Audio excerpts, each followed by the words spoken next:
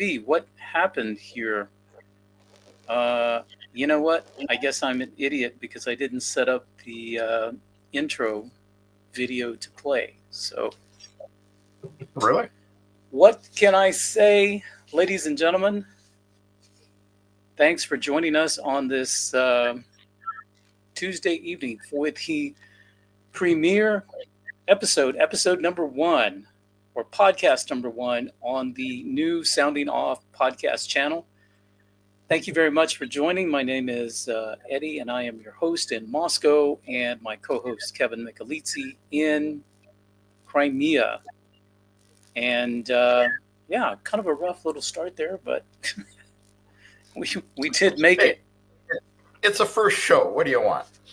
It's a first show, yeah, and I guess I didn't set up everything right. But anyway, who cares? We got some stuff to talk about today. Some things have happened here, but before that, and while this way we can give an opportunity, and if you guys, I'm looking right over here because my cat is trying to jump out the window. But anyway. Hey, tell your cat nobody's after it. It doesn't have to use the 22nd floor, exit strategy. Yeah, I know.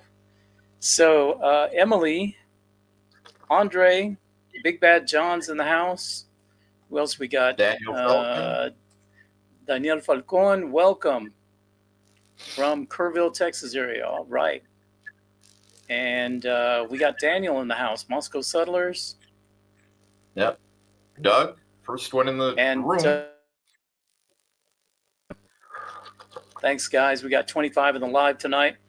So a couple of announcements, house cleaning, while we wait for some folks to join the live. But tell me down in the live chat, how many of you are watching from the new Sounding Off podcast channel on YouTube versus how many of you are coming from Moscow Photographer? So if you don't know, I have created a separate channel. If you're used to these podcasts being on the Moscow Photographer channel, they won't be for very long.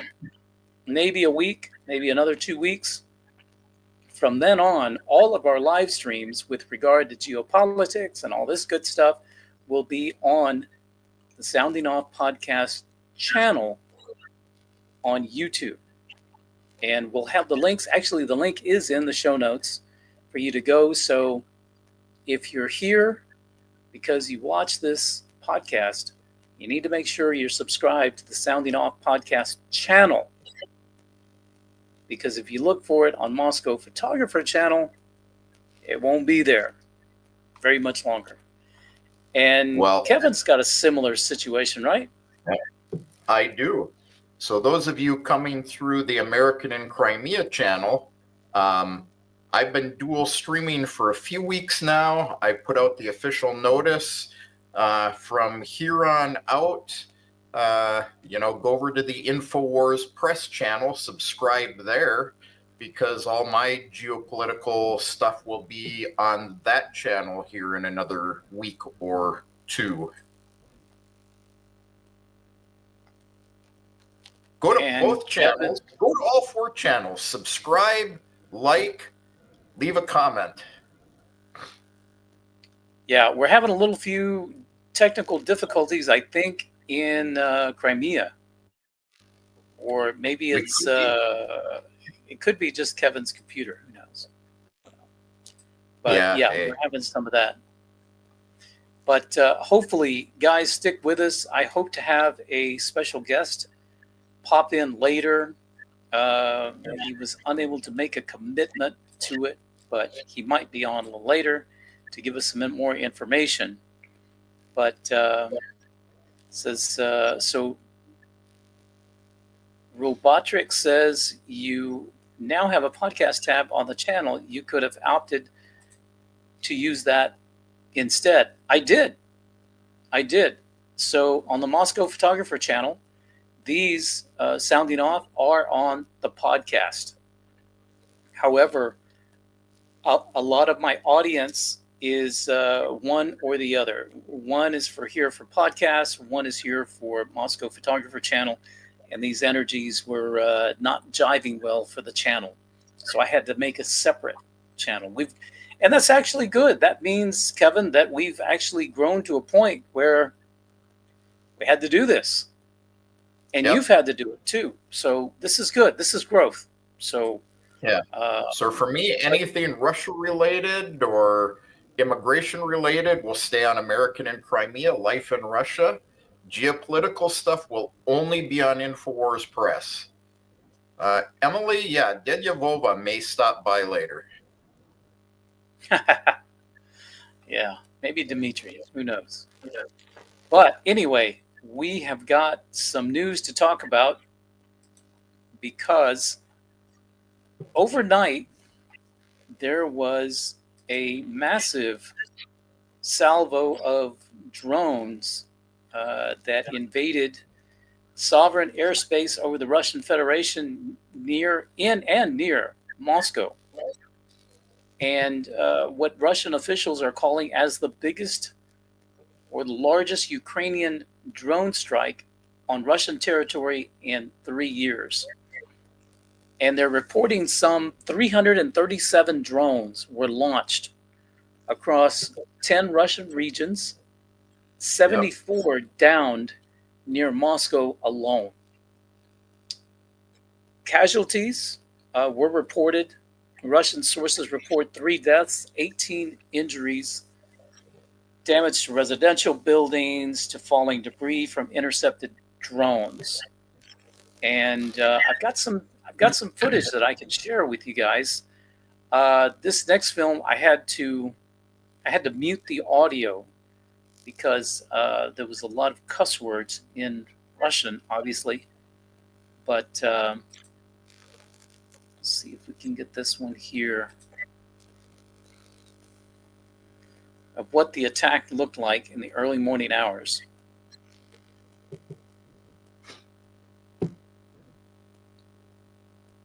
So after your videos, I have a question for you on this then. I'm sorry, say again, because you were breaking up. Oh, gee. Let me come back in. I'll be right back. Okay, you be right back. In the meantime, I am going to show another video. We got this one here.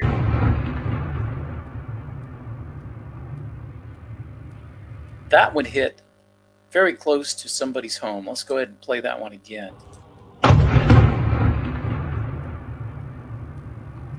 Wow.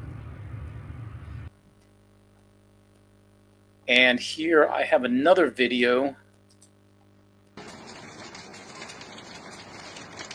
of a house burning due to falling debris, most likely from a downed drone or an intercepted drone. And Kevin is back. And here is some stunning footage of an actual interception.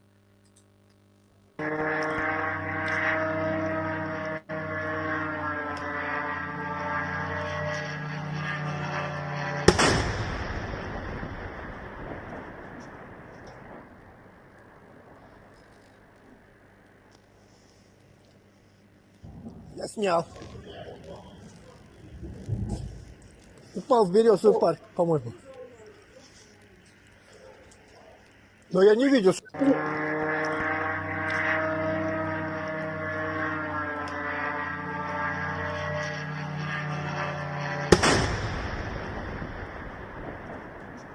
Way to go, Russian Air Force. Yeah. So I do want to make a disclaimer just to keep us all legal like in Russia. Those of you who live in Russia, do not go out and make videos of strikes like this, or at least if you do not post them because it is illegal and they will come after you. Redovka gets away with it simply because of who they are, but you are not allowed to make videos of anti-aircraft strikes or anything like that. So just be aware of that. Hey, and Alex, also, thank you. and also for our friends at FSB who may be watching this podcast, All of these clips were downloaded from X, so they are all in the public domain. Did not receive them. Not in Russia. It's still illegal. Well, that's where I got it. I'll take it. Yeah. I'll take it. So, yeah. So I have a question for you on all this then. Go ahead. We have had a massive drone strike on Moscow and other regions. We have damage. We have people being killed. All while the Ukrainian delegation and Vladimir Zelensky, recognized in the Russian Federation as the illegal president of Ukraine, is in Saudi Arabia, and they're trying to get a peace negotiation or a ceasefire. Yeah. So what's up? What do you see in that, Eddie? You know, just hours before the American and Russian delegations were to meet in Jeddah, Saudi Arabia, we have this massive attack, this massive salvo launched at the Russian Federation. And what, because if you read X, of course, all of the pro-Ukrainian sites are saying, you know, "Ura, ura, ura," and some of them are even saying these were launched from Russia. These are Russian drones because they want to sabotage the peace talks because Russia doesn't want peace. Okay, that's the narrative. Yeah, as always. I mean, we shoot our own missiles at our own nuclear power plant down in Zaporozhye too. Yeah, absolutely, all the time. We want to blow ourselves up. Yeah. And then you've got the other side of the pro-Ukrainian Xers that are happy that it happened and say we need more of this. Okay, this is exactly what we need. Now, some are blaming the United States. Why would the U.S. do this? What do we have to gain? Just hours, mind you, just hours before the delegations from both governments meet in Saudi Arabia. Okay? Doesn't make sense. Yeah. So, your surprise guest who may join us later will disagree with this statement. However, the United States is not providing intelligence to Ukraine anymore, as far as satellite intelligence. So are they getting that intelligence from somebody else? Because I seriously doubt that Ukraine targeted Russia that well with a pile of drones without some direction, because Russia has been using brand new electronic warfare to knock these things off course, and so they had to have some help in there. That's my opinion. But let's think about what Ukraine proposed to the United States in those negotiations today. A ceasefire that consists of no strikes from the sea, no missiles, and no attacks from the air. So no drones. No drones, no long-range missiles, nothing like that. Who does that proposal sound like it actually came from? Well, if I had to guess, I would say Ukraine. Yeah, guess. Come on, guess. Yeah, I'm saying Ukraine. Yeah. Yeah. Now here's the thing. Ukraine got that ceasefire from France and the UK. Well, from France and the UK. Yeah. But here's the thing. Here's the question that I have is And of course, I'm playing devil's advocate here. Could this have been planned maybe several months ago and just waiting for a right strategic time, for strategic timing to execute this this plan? So it could have already been planned out, could have been mapped out, could have been all this other stuff before, or in the lead up when Trump was signaling that, hey, I think I'm going to pull the intel from that.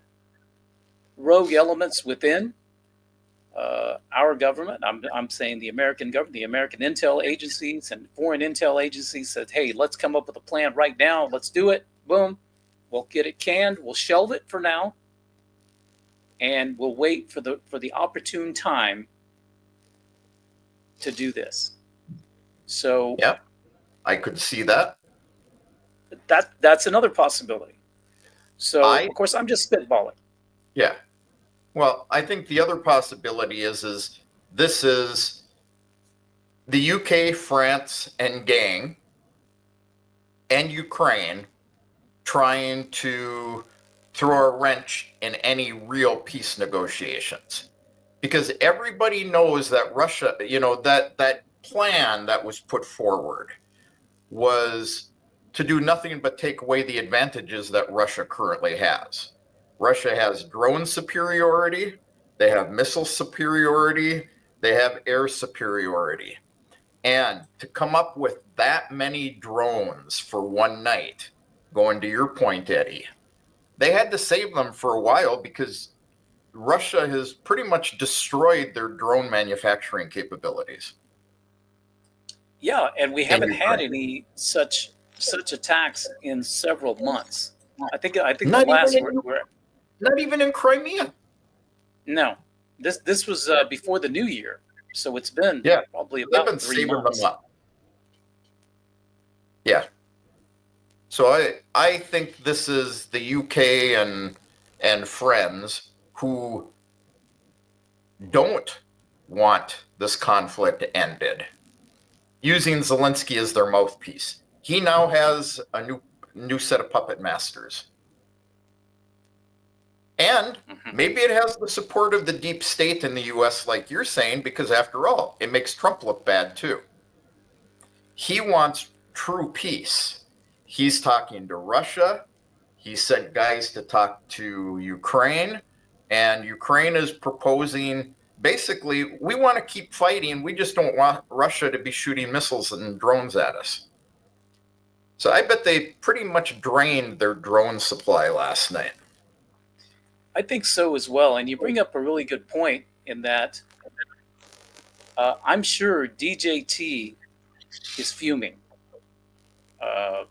I would imagine. I would just imagine, because of all the work that he and his administration have put in toward de-escalating the violence. And then you have this happen. Crazy. Yeah. Crazy. And of course, we know Russia will never accept this ceasefire. They're trying to make Russia look bad too. They know Russia won't agree to continue fighting, but without all the advantages they have. They still have the advantage because they have a lot more men they can draw on. But, the Kremlin, in their normal, very balanced and shall I say, patient mood, released a statement on this today. They're waiting to hear something from their U.S. partners. Interesting. They said that their U.S. partners will inform them when the time is right, and they will discuss it with them then. Yeah, so I'm reading here that the U.S. delegation led by Secretary of State Marco Rubio began the peace talks in Jeddah, Ukraine, Saudi Arabia. There's been no direct comment so far, and this was maybe a couple of hours ago. No direct comment on the drone attack was attributed to Rubio, but the timing suggests a tense backdrop to negotiations. Yeah. And I have Politico here speaking, a Ukrainian official speaking anonymously to Politico proposed a truce in the sky and at sea, which is what you were talking about. So NATO hasn't said anything. NATO's been pretty quiet. Yeah, well, let's keep in mind that NATO was leaning away from the UK and France on the whole deal. Yeah, so very interesting. Who's been making comments and who hasn't, and how Russia has responded, at least in talks. Now, what's interesting to me is that in the past, Russia has never left an attack on Russian soil go unanswered. I think tonight will be an interesting night in Ukraine. That's a good question. Yeah, exactly. That's where I'm headed. Would the U.S. say, please don't? I don't think they would. Personally. Yeah, I don't think so. Yeah. But, Russia does not let attacks like this go unanswered. So when you've got Ukraine putting this, hey guys, let's stop the shooting. Let's go for a ceasefire. No missiles, no drones, no long range capability. Why? Because you know it's coming. Yep. You know it's coming. That's why. So very interesting. You know, another interesting thing, and I posted this in my InfoWars Press Telegram channel yesterday. We supposedly have videos of Ukrainian soldiers talking about going to Kiev to overthrow the government. And I say unverified because I haven't been able to verify that it's true. It could be Russians dressed in Ukrainian uniforms. I actually didn't see any flags on the uniforms. But after what's going on in Kursk right now, I can see that maybe there's some discontent or at least very big lost morale in the armed forces of Ukraine. Yeah, I think that's a fair statement. Russian news, which is RIA Novosti, has put out a little bleep that says the U.S. delegation will very soon present the results of the meeting of the Ukraine with the Ukrainian side in Saudi Arabia. They noted that They noted that the negotiations were successful and Washington received positive news. Interesting. And then we also have information, and where did I read this? I think this was earlier today. Yeah. Steve Witkoff, who's Trump's special envoy, will meet with Putin on the 13th, so in 2 more days. So that's going to be interesting to see how that goes and what they discuss and what they tell us that they discussed. Yeah, and what they say Ukraine agreed to, because they can't be stupid enough to think that Russia will agree to a pause just to rearm Ukraine. Mike here says NATO's acting like the jilted soon-to-be ex-wife, trying to lose weight, griping to her girlfriends, and blaming everyone but herself for her situation. I'd like to apologize to all ex-wives who are in the chat at the moment, but yeah, that's funny. But yeah, Very, very similar to that. Yeah. And Emily here says there is as well a big loss of morale in pro-Ukrainian channels on YouTube. I don't visit any of those channels, so I wouldn't know. Thanks for the heads up on that. And I actually have two of them I go to, not because they are anything other than extremely reliable sources. They don't tend to talk about, too much about morale and what's going on. They talk more about what's going on in the administration because they're insiders. And they're pretty much, Zelensky's on his last days, and morale is low. yeah, definitely on their last legs. I hear that Russian forces have crossed the Dnieper River and gone I further heard that into. yesterday, but I haven't Right? seen that confirmed on any of the mappers. So, Yeah, I guess I read the same thing then. yeah. Most of the mappers are still showing them about 5 kilometers away.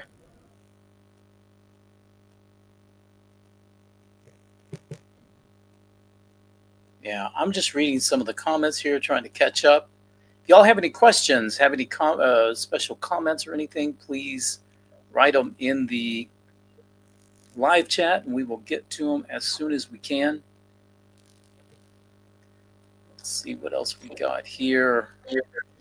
Let me ask the audience.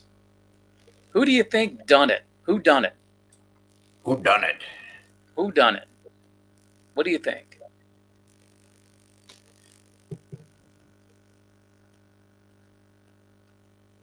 So here we have B10 Wold. Just in from RT, Trump lifts a pause on Ukraine aid and security assistance immediately, according to Waltz. Interesting.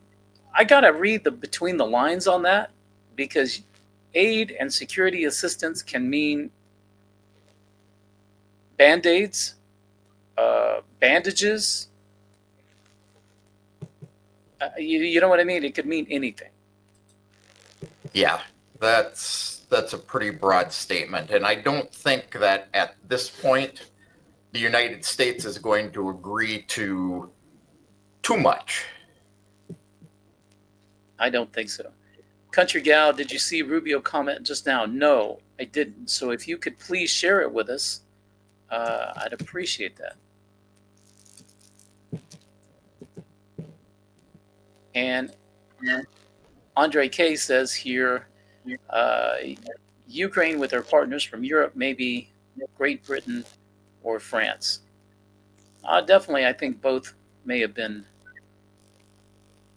involved. And the other question is, does NATO have access to U.S. satellites? According to the Trump administration, not anymore. But who knows? Yeah. So according to the Trump administration, they forbade NATO and the United Kingdom from providing intelligence from U.S. satellites. However, our maybe tonight surprise guest will say, saying that they don't and them not having it is likely two different things. Yeah, absolutely. So Mike Lacey says Brits, Ukraine, and dissident elements in the U.S. Defense Intelligence Agency. Quite possibly, because the U.S. is fighting a broader war, a proxy war, which was admitted by Marco Rubio not too long ago. But there is also an internal war within the Beltway with the Trump administration. So there's two wars going on. And that second war that's happening in D.C., that one spooks me, because You never know.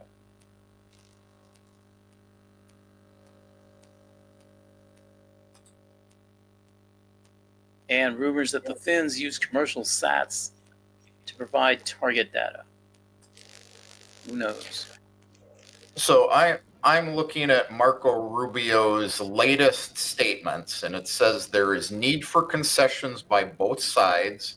This is just a summary. The United States is in listening mode, and they want to ascertain where Ukraine stands and what they're willing to do in order to achieve peace. There is no military solution. He has optimism. Aid. He says a demonstrated commitment from Ukraine to the peace process could shift U.S. policy on aid. And he commented positively on Ukraine's reported proposal for a partial ceasefire, specifically an aerial and naval truce, saying, I'm not saying that alone is enough, but it's the kind of concession you would need to see in order to end the conflict. So they're saying that it indicates an openness to incremental steps. But the tone of that I read from him is they know perfectly well that that Russia isn't going to agree with that. Right. And he expects that the mineral deal will happen, but not necessarily today. Interesting. Here's another interesting. And there have been no statements after the talks as yet. of tonight by Rubio. So growing up, Rosie says Israel has access and might have shared info. So maybe a third party. Yeah, maybe. Well, this is what our potential guest says. There's lots of guys who have access and may have shared it, even though they were told not to. Correct. Yeah. Correct. That happens all the time. And where is my guest? He said maybe an hour, and that was an hour ago. So let me send a quick message.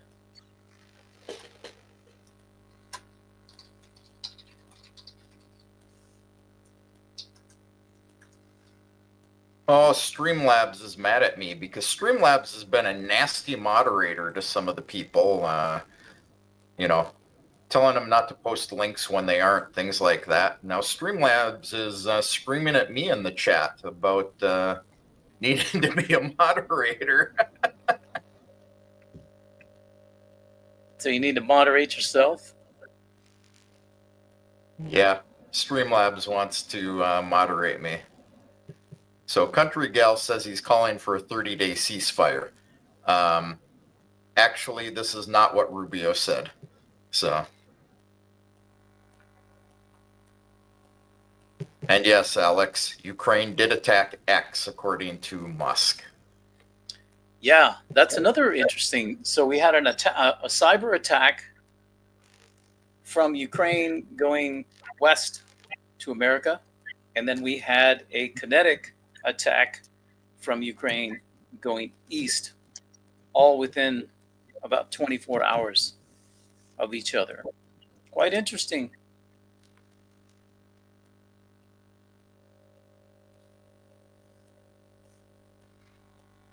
So that last comment I was referring to on the 30-day ceasefire, there is no evidence that Marco Rubio has made that statement as of March 11th at 7:36 p.m. CET.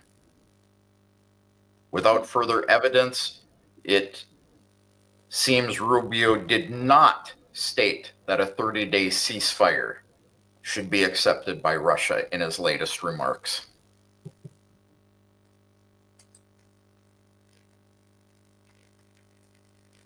Country Gal says that's posted on YouTube. So we don't doubt you, Country Gal, at all, but You have to what consider you your read source. might have been false information. Yeah, I see a lot on YouTube right now, particularly B-level news sources, where they put these giant headlines on, like,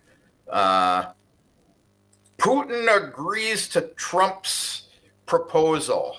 And you turn it on, and what it is it is a, from back when he was arguing with Zelensky, or, when he was Musk in his office. They put these blazing headlines on, and they have absolutely nothing to do with reality. Mm-hmm. Like Rosie says, Russia will refuse anyway. Guys, excuse me for 1 second, and I'll be right back. You're in good hands. You're in good hands with Allstate. No, this is not sponsored. I am not insured by Allstate. Let's see. So anyone got any questions? The DDoS attack is a lie, probably from NSA jump servers. Not sure what you're referring to here. There are actually a lot of DDoS attacks, particularly in the Crimea region, which is why I keep disappearing. And my alternate two networking companies, one in Moscow, one in St. Petersburg, have been reporting DDoS attacks as well.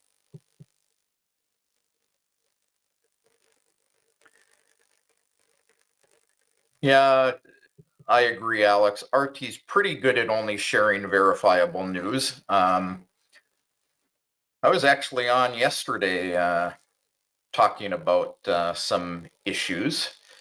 They use experts that are verified. So I'm a verified RT contributor. Let's see, Alex. Poland has detained a Ukrainian woman accused of illegally selling 56 kidneys. Well, the FSB has detained a Ukrainian who was planning to blow up some things in Russia.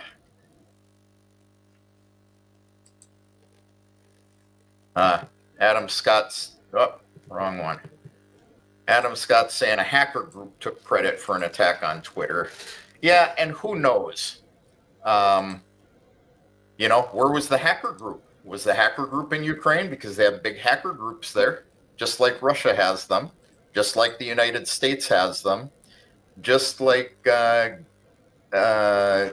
Northern Ireland has them, just like Greenland has them. Or is it Iceland? I forget which one has the big Western-based ones. I know what a jump server is, but your comment didn't make any sense. Stylianos.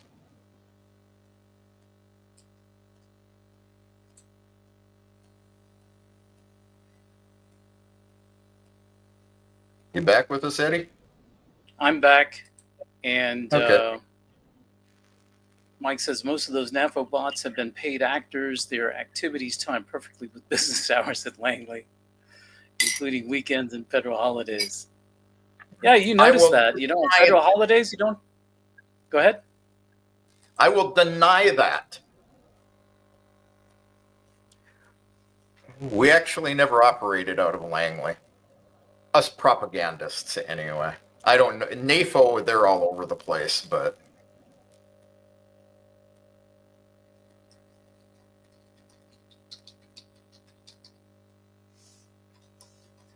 Can't get that to go away. I agree with this. I agree with this 100%. NAFO higher-ups, which essentially is... what's the big news source that's paid by the U.S. government? You know what I mean. Huh? New York Times? Well, New York Times, Reuters. Yeah. No, I forget the name of them at this point.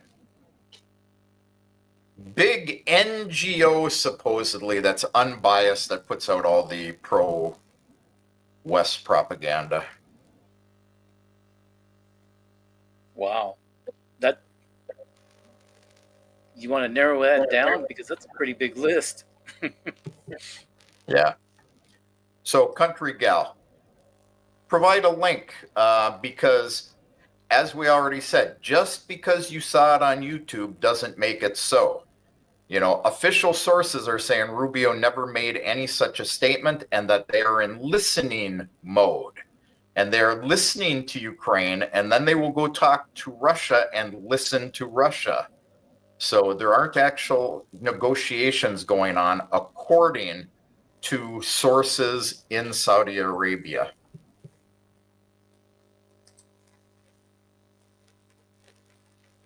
Stuart Bear has a question. Will the Russian army take Odessa? Seems it has to happen.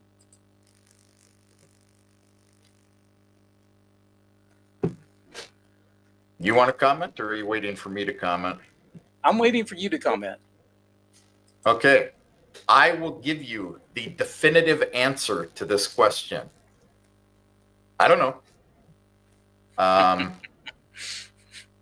You know, if the fighting continues, I think they will. Right now, I think they're more concerned about pushing to the limits of Lugansk, Donetsk, Kherson, maybe into the Dnipro Oblast. I think you'll see them going into, with the current situation on the maps right now, probably a little closer, if not all the way through Kharkiv. The problem they've got with Odessa is they have to get the troops over the Dnieper Basin and then fight on down around the bottom to Odessa. And that'll take quite a bit of fighting, quite a big bunch of men. So I don't know if they're just going to reduce Odessa to rubble or if they will actually, push a land corridor through to Transnistria, who supposedly should be out of electricity right now. But we haven't heard anything about that. Yeah, and if you ask me about this question, I don't know if the Russian army would take it or not. I believe that if they don't, and they just take the territories as listed before, like Lugansk and Donetsk, that going forward,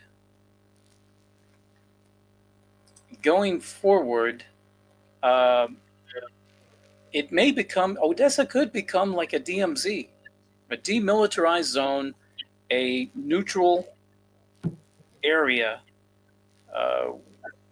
with some sort of security guarantees, by whom I don't know. But I don't know. I have no idea. Yeah. And I'm going to let everybody off the hook. Our special guest won't be able to make it. So. Oh, well. Oh, well, you got us. So, yeah. So a demilitarized zone, I can see that, but it would likely be a demilitarized zone like in the Koreas. I don't think you're going to find Russia agreeing to peacekeeping forces from NATO in there because, again, it's just a ploy to rearm Ukraine. The other problem I see with this ceasefire proposal, as far as Russia even considering something like that, or the United States even proposing to Russia something like that, he may bring Zelensky's proposal to Russia and say, what do you think? However, Ukraine has not been very good at keeping their word in any other proposals that they agreed to, like Minsk 1 and 2, signing the peace deal in Turkey. So, I think Russia will view that as nothing more than a ploy to delay things for 30 days to rearm Ukraine. Yes.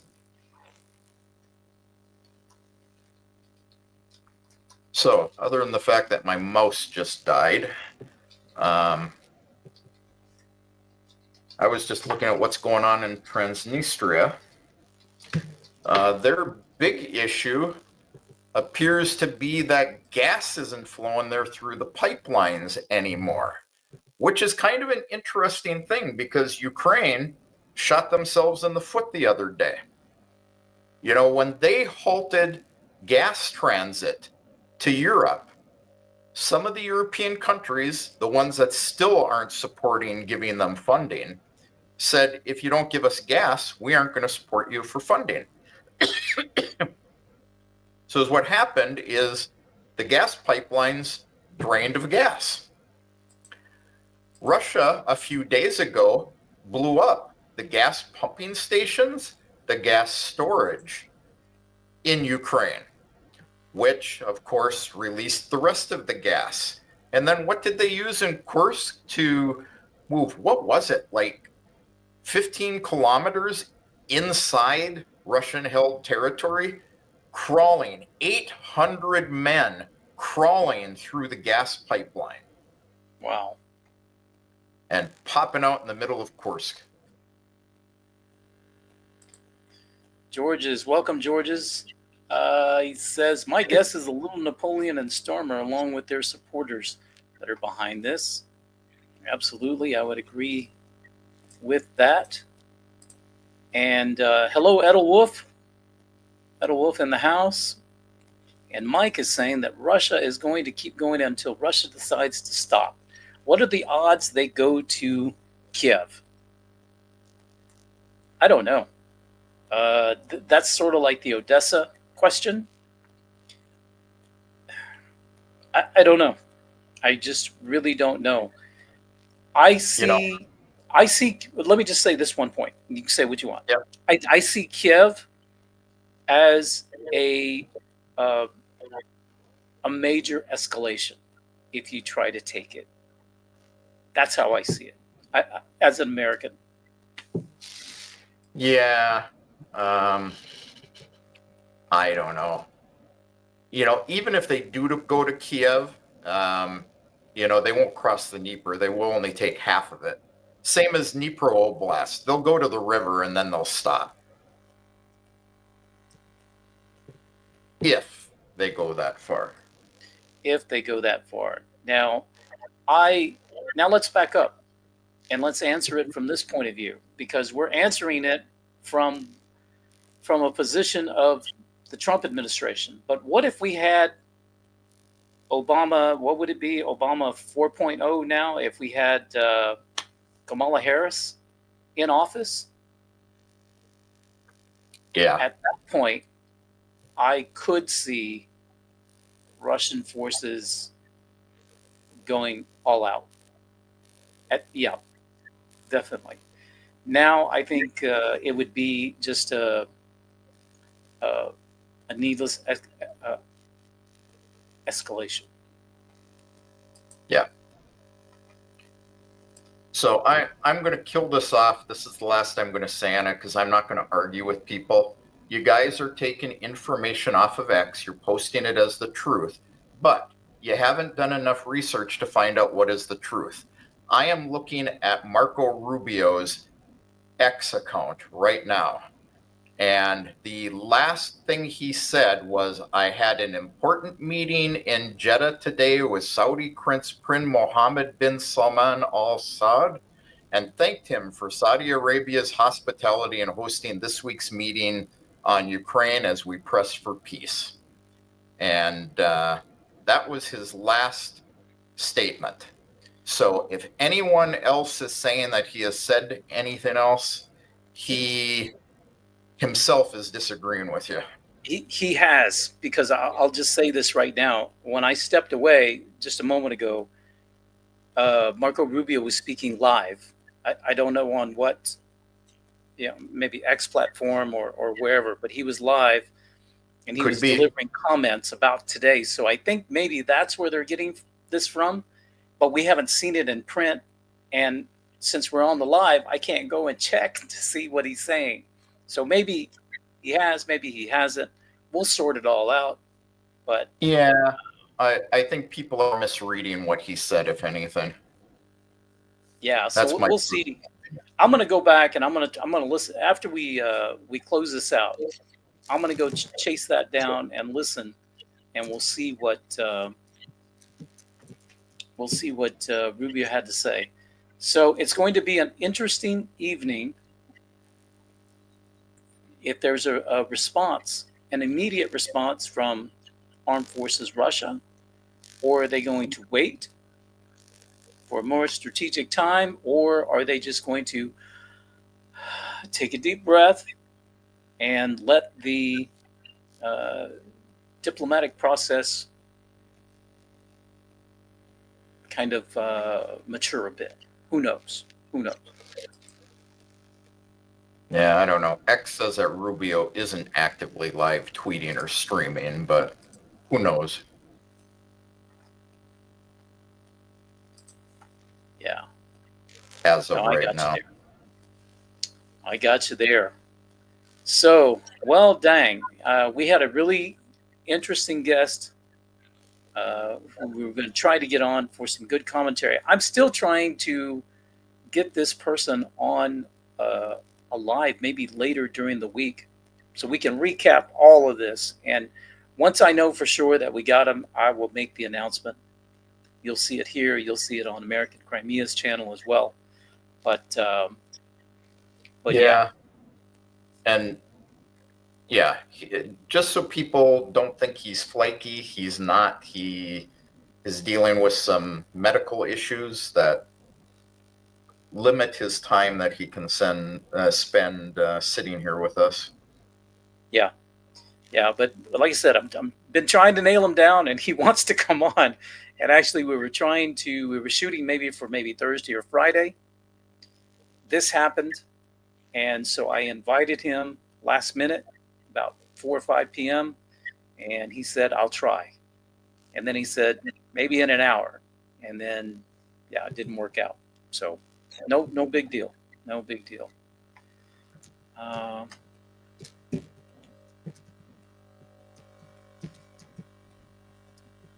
Okay. I got you, Alex. We'll figure it out, man. Nobody's calling anybody a liar or anything like that. Just that we're just trying to figure it out. But nobody's calling you a liar. We're just got to see it before I believe it. Yeah, and I can't. It's hard to speculation. It's hard to be on the live and kind of monitor what's going on X and other places, and then all that good stuff. But anyway, so hopefully it will be a quiet evening. Who knows? But it's going to be an interesting week for sure. So what's going on? So we have some sort of answer from Russia toward Ukraine about these drone strikes.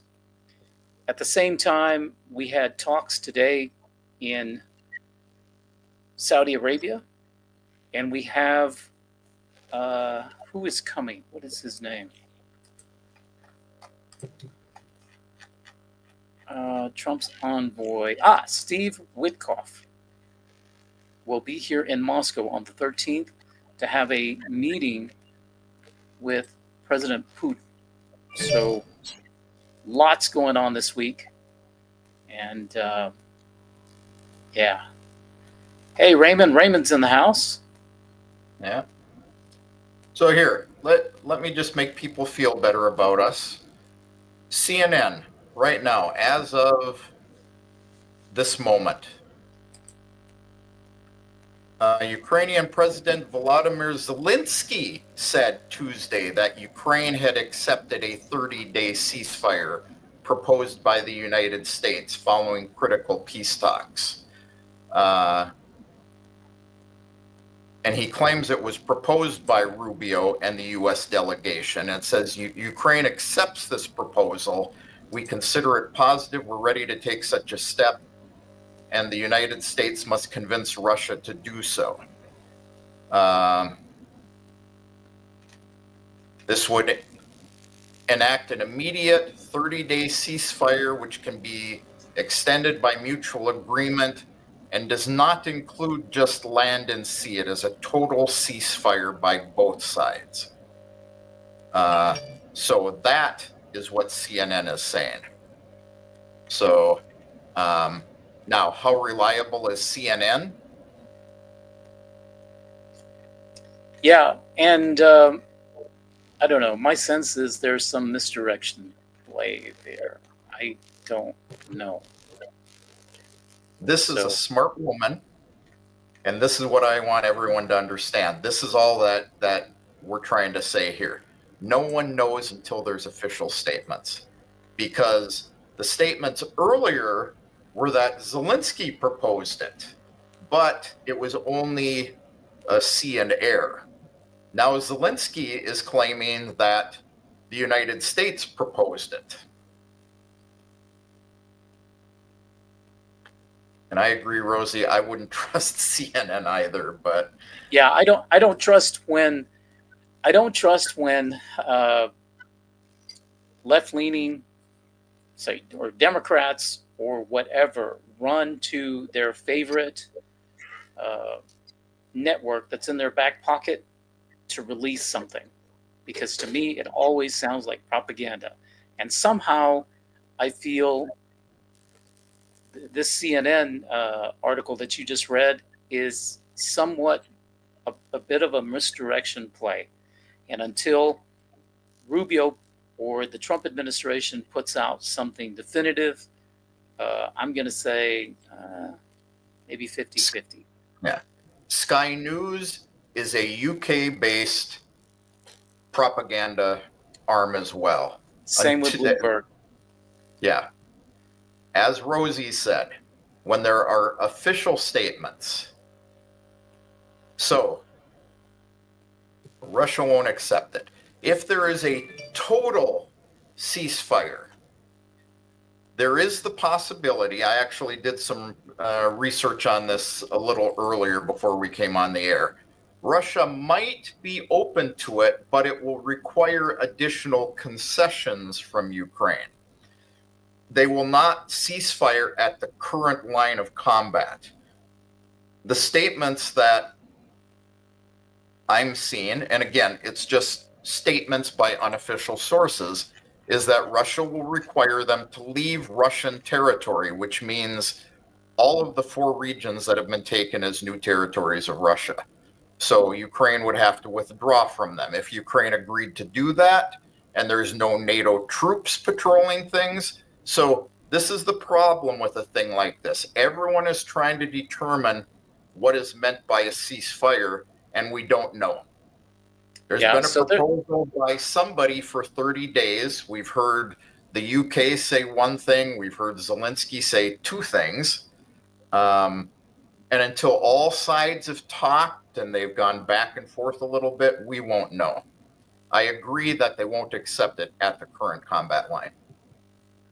Yeah, so I'm on X right now, and 50 minutes ago, RT is reported, and this is the tweet: Ukraine ready to accept immediate 30-day ceasefire proposed by U.S. What does that mean? That tells me absolutely nothing. They're ready to accept it. Oh, okay, yeah, we'll do it. That doesn't mean it's going to happen. Keep in mind, they were ready to sign a mineral rights deal too. Exactly.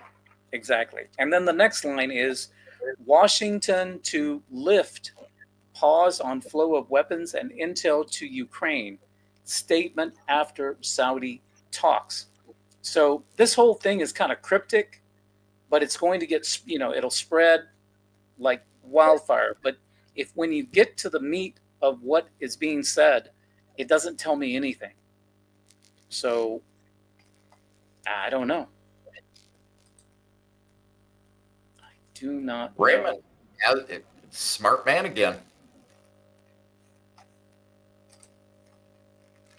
The other thing is, you know, when you're hearing live statements on TV, they're quite often edited for effect. Yeah, no, absolutely.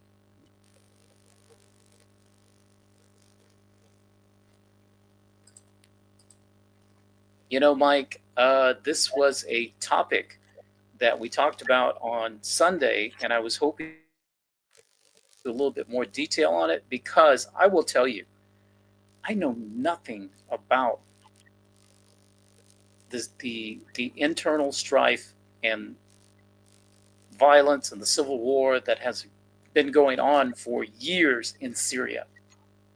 I do not know. I don't understand it. Yeah, I'm And not real knowledgeable on it either. We had a guest we were hoping to have, yeah. Yeah, we were hoping to have a guest to explain this, and I still want to bring this guest on that can give us some really, really good, solid information about this. So stay tuned. Like I said, man, I've got some ambitious plans. We both do. Kevin does as well. Some ambitious plans for our channels with different guests, and you know, trying to step it up. So we're working on it. Ivan has a statement from Putin here. If I can get it up there. So Putin says no ceasefire even during the negotiations. There you go. Those of you who don't speak Russian, that's what it says.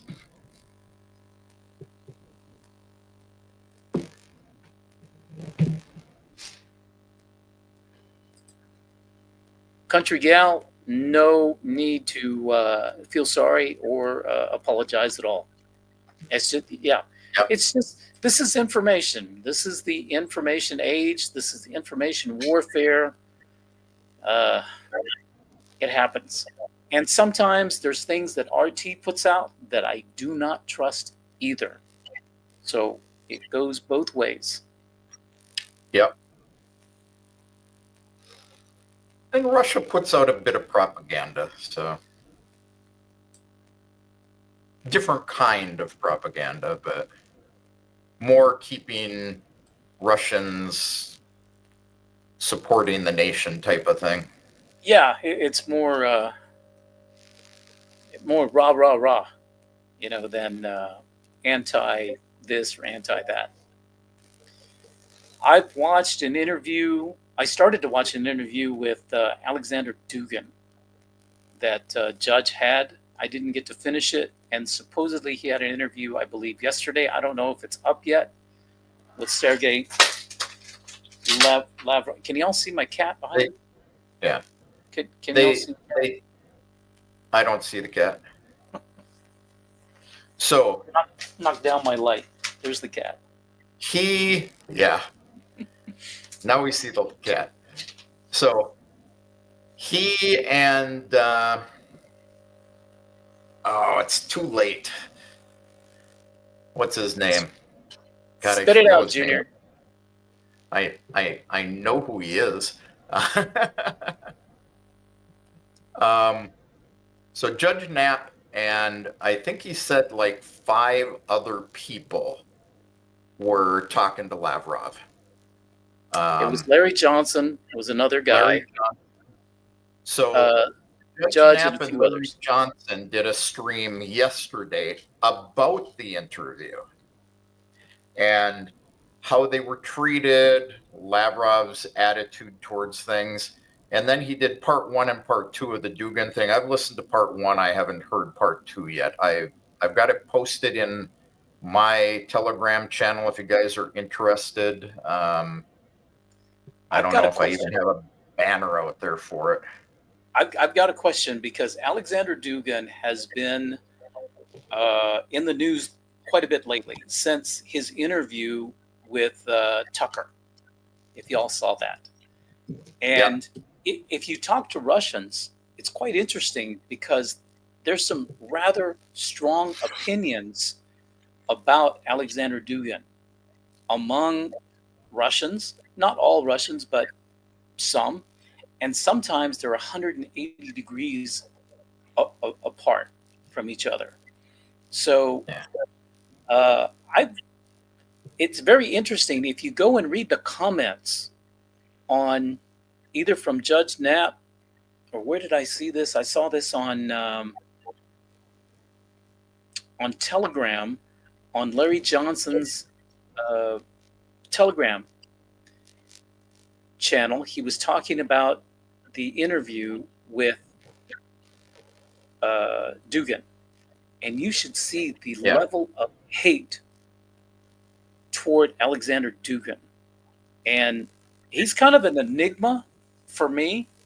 I could sit here and listen to him for hours, but Yeah. there are a lot of people who demonize him as well.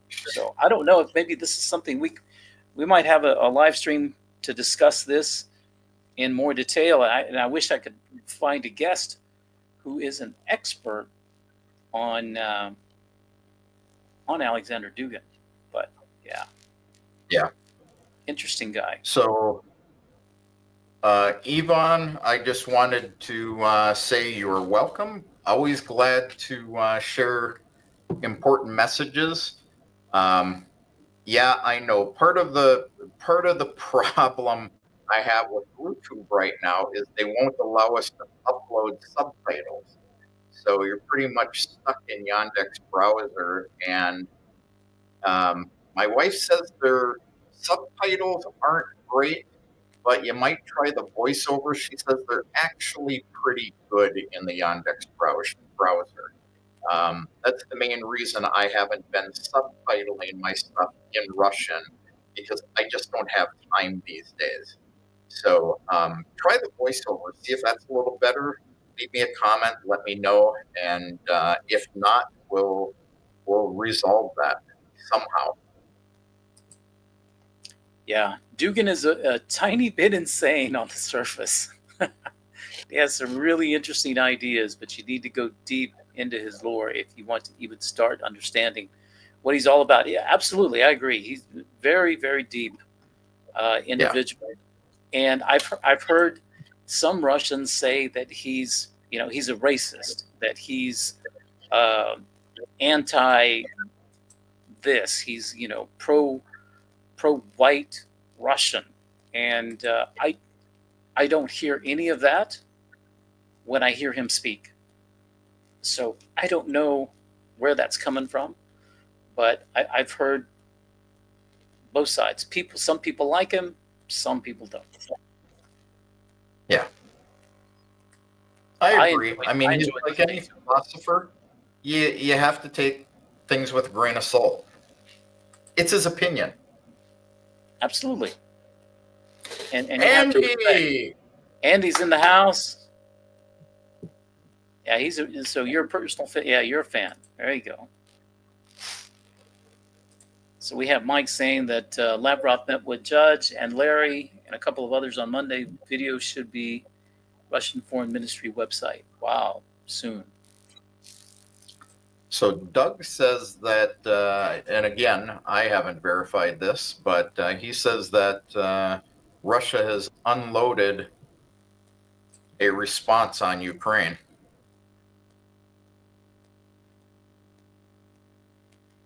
Interesting. Wouldn't surprise me at all. Not at Little all. quick for Russia. Usually they delay it a day or two, but maybe this is part of the surprise. Is well, this time let's hit them right away. Yeah. Let's show them what we're capable of. So, 14 minutes ago, Zelensky has posted on X. He says he received a report from the delegation with the American team in Saudi. And he says, our position remains absolutely clear. Ukraine has been seeking peace, yada, yada, yada. He says, Ukraine, this is Zelensky speaking, at this meeting with Americans, Ukraine proposed 3 key points: silence in the skies, stopping missile strikes, bombs, and long-range drone attacks; silence at sea, real confidence building measures, in this whole situation in which diplomacy is ongoing, which primarily means the release of prisoners of war and detainees, both military and civilian, and the return of Ukrainian children who were forcibly transferred to Russia. Yeah, I don't. This is why, until we get official statements, you can't take anything, because CNN is saying that Zelensky said that they agreed to a 30-day total ceasefire. So what's the truth? We won't know the truth. Right. So from Zelensky's mouth, he says, during today's talks, the U.S. side proposed taking an even bigger first step, a 30-day full interim ceasefire, not only stopping missile, drone, and bomb attacks, not only in the Black Sea, but also along the entire front line. He says it was proposed, didn't say it's going to happen. Then his final statement is, Ukraine is ready to accept this proposal. We see it as a positive step. Now it is up to the United States to convince Russia. If Russia agrees, the ceasefire will take effect immediately. So there you have it from the man. And now I see. We know that he is reliable, honest, and always tells the truth. Yeah. And now we have Marco Rubio, and I see him with Waltz. They're speaking to, of course, this is on CNN, but it says, this is quoting Marco Rubio, we've offered Ukraine an immediate ceasefire. That's exactly what Zelensky said. They accepted. That's what Zelensky said. We will now take this to the Russians. The ball is now in their court. Well, that's pretty much what Zelensky said. So, all right. Now where are you seeing Rubio's statement? This is on X, and it was posted by World Hall of Fun. And they've got the interview with Waltz on CNN. But they're quoting Rubio. Well, they're quoting Rubio. So we'll see. We'll see. I want to see what comes out of Rubio and Waltz's mouth. Yeah. Yeah. So we'll see what comes out of this.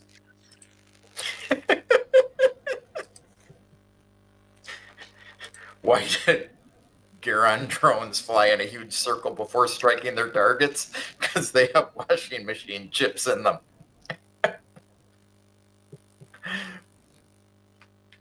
Yeah. Yeah. No, Country Gal, I'm going to go back and I'm going to watch that video and see what he says. But so far, I mean, those two statements match. And so basically what they're saying is that the U.S. proposed total ceasefire. Ukraine said, good idea. We accept that. And U.S. said, okay, we'll take this to the Russians and we'll see what they say. And I can almost tell you what I think Russia will say, but we'll have to wait for that. We'll have to wait for that. Yeah, I think we can pretty much figure out what Russia will say. Yeah. Yeah, but we'll wait to hear it from the horse's mouth. So, all right. So, again, Zelensky is giving more detail. I'm looking at this statement right now, too. They have a joint U.S.-Ukraine statement outlining an interim 30-day ceasefire. And he said, we'll take this offer now to the Russians, and we hope they will reciprocate. So what does that mean? It does not necessarily mean they hope they will accept it. They hope they will reciprocate by saying, okay, we'll agree to this with these changes to it. Zelensky asked for this. The United States convinced him to do this. So now it's up to Russia to say, well, okay, but we want this. So things could happen, but till we see what the proposal is, there's no telling. And we can't say that Putin won't go for it because we don't know what's in it. Exactly. So this is just the how we say, this is the cover page of the Yeah. the proposal that's going to Russia. So we don't know. What can you tell about the novel War and Peace if you've seen nothing but the cover page that says War and Peace? Yeah, absolutely. All right. You got anything Michelification, else? I agree with you, but hey. I'm not going to put it up on the screen. Oh, okay. All right. We got some stuff that was starred. Did we talk about it already? Yeah, I think we did. Yeah, we did. Yep. We covered that. Let's see what else we got. Jokes about clogged pipes in Europe. People are scared it's Russians and their sewer pipes. Yeah. Hey guys, we got 82 now in the live stream, and it's been fairly steady for an hour. Thanks to each and every one of you for hanging out with us. And I want to take this opportunity to say it again in case you showed up late or in case you haven't seen my video announcement on the Moscow Photographer channel. But I have made another YouTube channel for hosting the Sounding Off podcast. So it will, for maybe another week or so, it will be dual streamed on Moscow Photographer channel and this new channel, the Sounding Off podcast. But in about a week or so, it's going to go away. So make sure you subscribe to the Sounding Off podcast channel. The link is down below. And this is where you'll get this content, my walk and talks, my geopolitical rants, and a little bit edgier ed than you find on Moscow Photographer. So do that. And you've got an announcement as well, I think, because you're trying to move some things around. Yep. I have been dual streaming to American in Crimea and InfoWars Press. I'll get the right hand down here. So maybe for another week I will stream to both channels, but then I am cutting all geopolitical stuff off of the American in Crimea channel. So also head on over here and subscribe to InfoWars Press if you enjoy the content Eddie and I are creating together here. Absolutely. And if you want Russian-based life stuff, Moscow Photographer and American in Crimea. Absolutely. And I'm going to invite each and every one of you, if you're not already, go and subscribe to the Moscow Photographer channel on Telegram and on my X account, which is, I think I have a banner for it somewhere. It's comrade _ EG. I think it's not here. Dang it.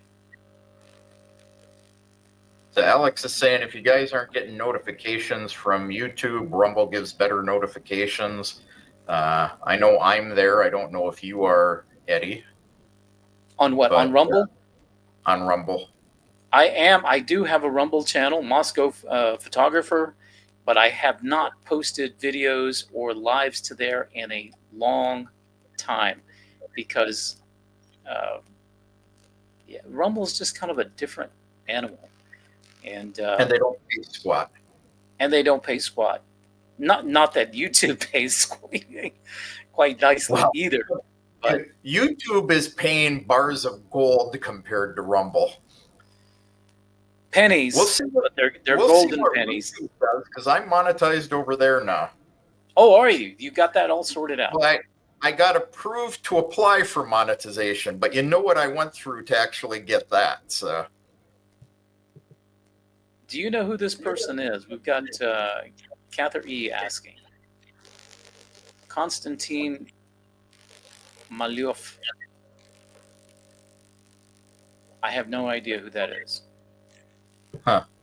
Constantine There we go. Google's your friend. Mal. No, I lost you in the tabs here. Malofif.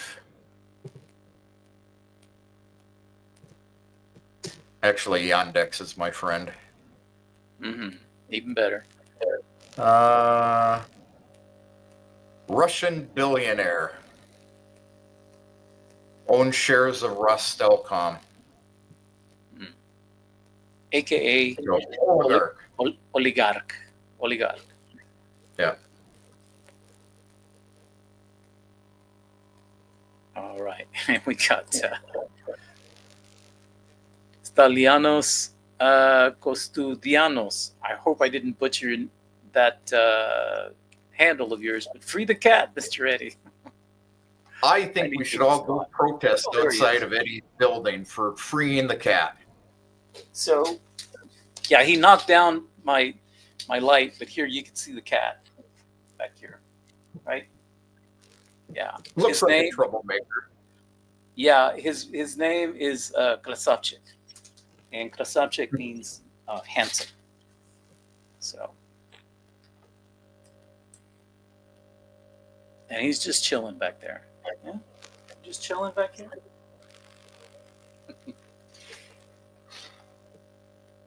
Okay, well, I'm over my allocated time, and we're already at an hour and 21 minutes, and we're just BSing here.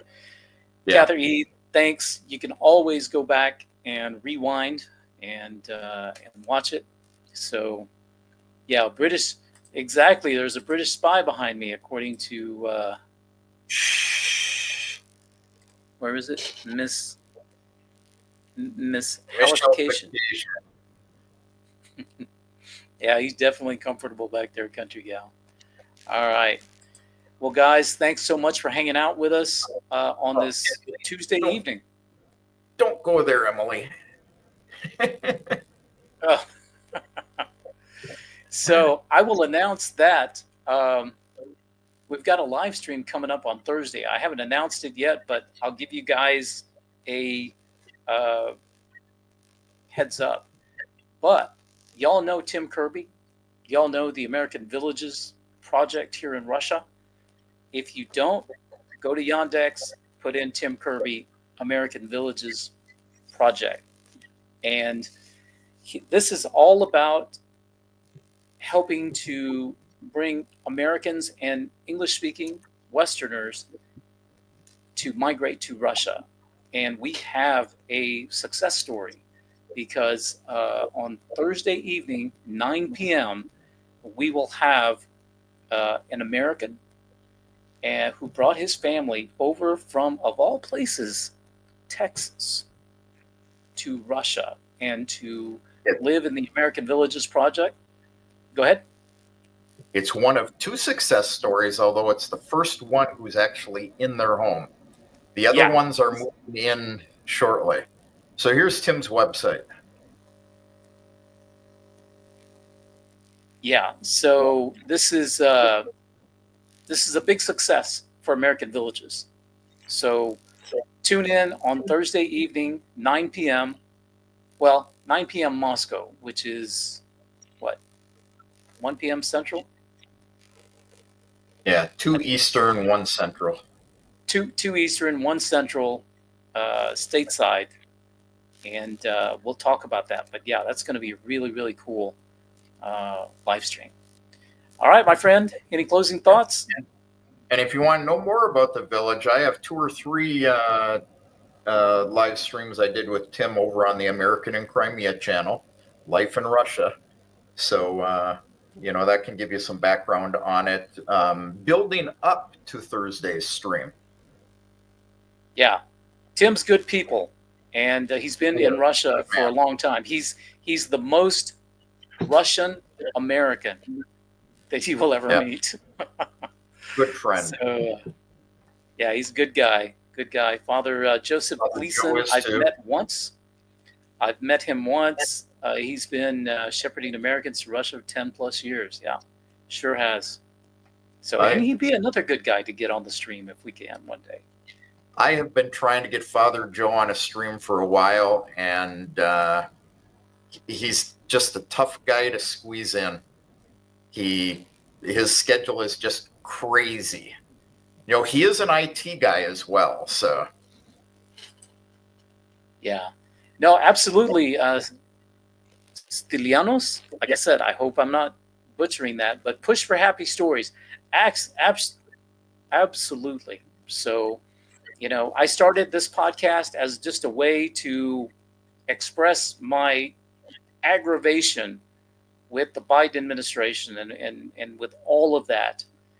And now my blood pressure is a little bit lower now because we see some positive things happening in America and around the world. So we're going to change up this channel a bit. So it will be lighter and a lot more fun as well. Yep. And just one more before we go, because there's another Joseph that we know. Joseph Schutzman moved to Russia about a year ago. Also another fellow Texan, not born in Texas, but I'll still claim him as a Texan. And I'd love to have him one day. And we've been working on that. But Joseph works very, very hard and very, very long hours. So that's why it's hard to get him in when it's convenient for us. But yeah, Joseph will come on anytime. And we're going to make that happen. I haven't met Joseph, so. You haven't? No. Oh, yeah, you haven't been over here, so. No. But yeah, he's a good guy. Okay, folks, 1 hour and 26 minutes. It's time for me to say buenas noches. We will not allow the enemy to pass.